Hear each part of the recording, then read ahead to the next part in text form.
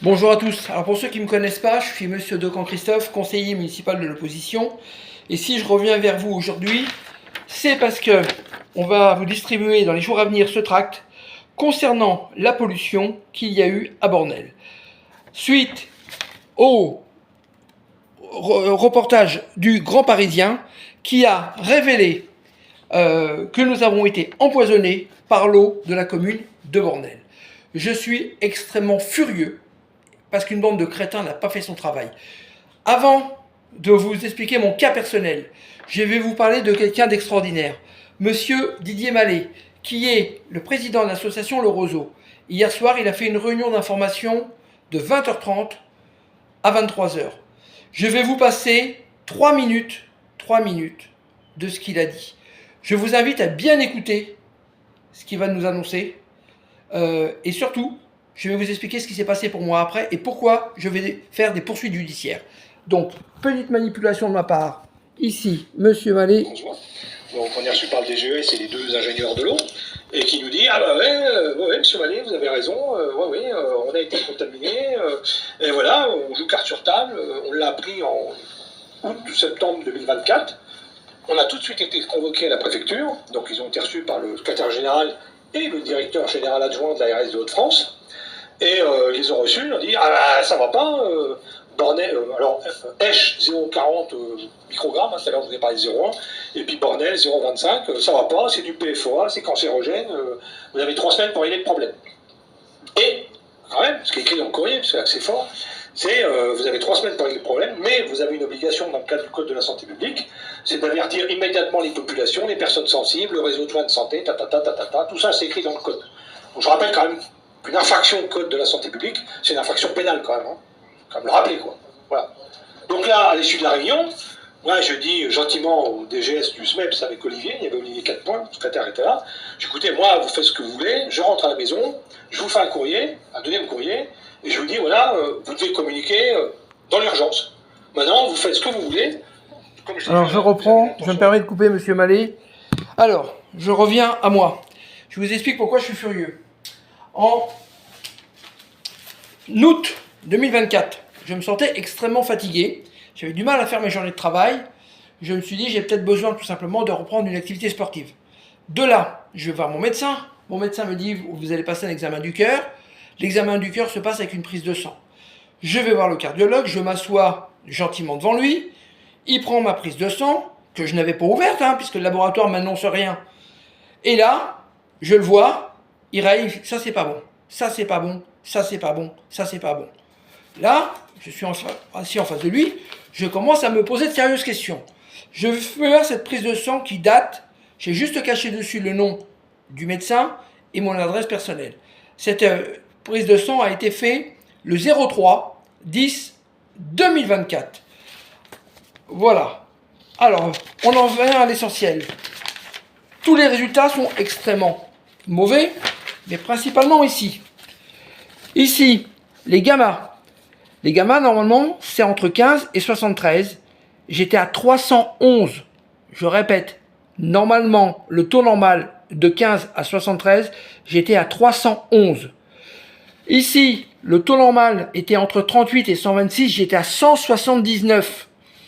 Ici, le taux est inférieur à 50, j'étais à 117. Toute ma prise de sang était catastrophique. De là, il m'annonce froidement, vous avez un cancer du foie. Je lui dis, c'est pas possible, je ne bois pas une goutte d'alcool. Il me dit, vu les résultats, je vous assure, vous avez un cancer du foie. Là, ma vie s'est arrêtée dans son bureau. Je suis parti sur 2 mois et demi à 3 mois d'examen, tous plus difficiles les uns que les autres. Entre guillemets, ils viennent m'annoncer que je vais mourir, c'est une question de temps. Je vous fais voir parce que effectivement, c'est bien d'apporter, c'est bien de parler, mais c'est bien d'apporter des choses aussi. Ici, dernier examen en date. Ici, c'était le 2/02/2025. Ici, le jeudi 12 2024, un examen. Ici, un électrocardiogramme le 4/10/2024. Le 28-11, un autre examen. Une autre échographie, le 15-10. Un autre examen, le 17-10. Un autre examen, le 4 octobre. Un autre examen, le 9 décembre. Un autre examen, un IRM, le 29-10. Et la liste est longue. Tout ça, bien sûr, a coûté une petite fortune à la sécurité sociale. Je pensais dans l'urgence médicale, mais ce n'était pas le cas. Par contre, en revanche, il y avait des gens qui avaient besoin des rendez-vous qui m'ont été accordés. Ces gens en avaient vraiment besoin.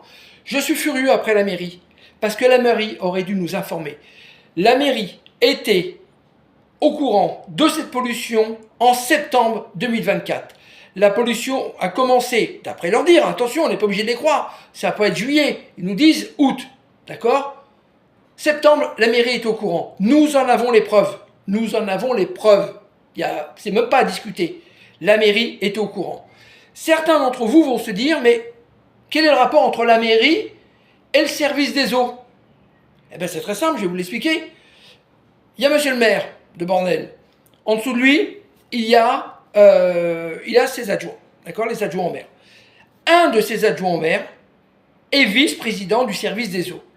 Vous pensez bien que quand il y a eu ce problème, parce qu'on ne parle pas de petits dépassements, on parle de taux qui sont tellement énormes, et M. Mallet vous l'explique, le journal Le Parisien vous l'explique également, les taux sont tellement énormes qu'on peut parler de cancer. On a tous consommé de ces taux pourris. Même ceux qui achètent de l'eau en bouteille, ils l'ont consommé. Je vous explique pourquoi. Je me suis renseigné auprès de professionnels. Quand vous prenez votre petit café le matin, votre petit café, la cafetière ne fait pas chauffer assez l'eau pour la dégager de tous ces polluants. Autre chose, quand vous vous lavez les dents avec l'eau du robinet. Quand vous partez à l'étranger, on vous dit bien attention, vous lavez les dents avec de l'eau en bouteille. C'est la même chose. La bouche est un endroit extrêmement sensible qui retient toutes ces impuretés. Donc on a tous été contaminés par cette eau. J'ai passé 3 mois de ma vie pourri.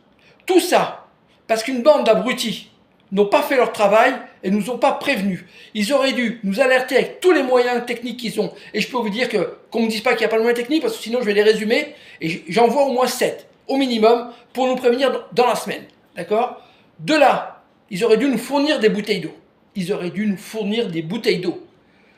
Quelles vont être les conséquences de ce qu'on a bu là? Parce que là, on parle de cancer. On parle de cancer. Moi, je suis furieux. Je pense que je vais monter une action en justice par rapport à ça. Monsieur Mallet, président de l'association Roseau, l'a déjà fait, mais pour le pollueur. Moi, je considère que le maire aurait dû m'alerter, me prévenir qu'il y avait un problème sur l'eau. C'est son devoir de maire. Son devoir de maire, c'est de nous protéger, nous, citoyens. Donc, revenez vers moi. N'hésitez pas à me dire l'expérience que vous avez eue. Si vous aussi, dans cette période, vous avez eu des difficultés de santé, si votre femme a accouché à ce moment-là, si, peu importe, dites-moi ce qui s'est passé. Vous avez de quoi me joindre ici. Numéro de téléphone, adresse mail. Contactez-moi au plus vite. Nous, on vous distribue ce prospectus au plus vite. Tenez-moi au courant. Désolé, la vidéo est un peu longue. Bonne journée.